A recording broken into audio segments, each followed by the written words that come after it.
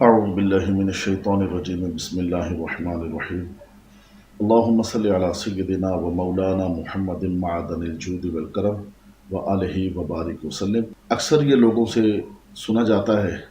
کہ کسی کام کی غرض سے، کسی جائز کام کی غرض سے کسی آفیسر کے پاس، کسی آفس میں جاتے ہیں، کام بھی جائز ہے مگر نہ کام ہوتا ہے بلکہ آگے سے جھڑکیاں ملتی ہیں، کام سنا نہیں جاتا، بات سنی نہیں جاتی، بار بار جانے کے باوجود بات نہیں سنی جاتی، طرح طرح کی باتیں سننی پڑتی ہیں۔ آئیے اپنے رب جل جلالہ کے پاک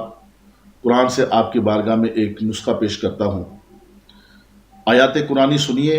اور اللہ تبارک و تعالیٰ کے پاک کلام کے کرشمے سے محظوظ ہو جائیے۔ ارشاد فرمایا،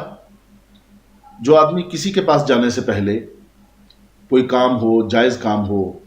کسی آفس میں جانا پڑ جائے، کسی آفیسر کے پاس جانا پڑ جائے، کوئی جاب ہو، جاب کی خاطر جانا ہو، کسی کام کی غرض سے جانا ہو، جانے سے پہلے واللہ المستعان علی ما تصفون یا کریمہ پڑھیں، 6 بار پڑھیں،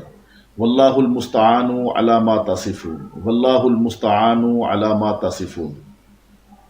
6 بار یہ آیہ کریمہ پڑھیں۔ 7ویں بار اپنی شہادت کی انگلی اپنے منہ میں ڈالیں اور شہادت کی انگلی کو اپنا لاب لگائیں، اپنا تھوک لگائیں، اپنا لاب لگائیں اور اپنے ماتھے پر یہی آیہ کریمہ لکھ لیں، واللہ المستعان علی ما تصفون، یعنی ایک ہی بار منہ میں انگلی ڈالنی ہے اور اپنے ماتھے پر یہی آیہ کریمہ لکھ لینی ہے، واللہ المستعان علی ما تصفون۔ پھر سنیے،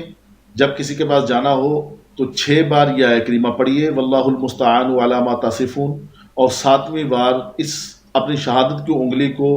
اپنے منہ میں رکھ کے لاب دہن لگائیں، لاب لگائیں اور اپنے ماتھے پر واللہ المستعان علی ما تصفون لکھ لیں، چلے جائیں۔ انشاءاللہ تبارک و تعالیٰ کبھی ناکام نہیں لوٹیں گے، اللہ نے چاہا تو کامیاب ہو کر آئیں گے۔ اللہ تبارک و تعالیٰ میرا، آپ کا اور ساری امت مسلمہ کا حامی و ناصر ہو۔ السلام علیکم ورحمۃ اللہ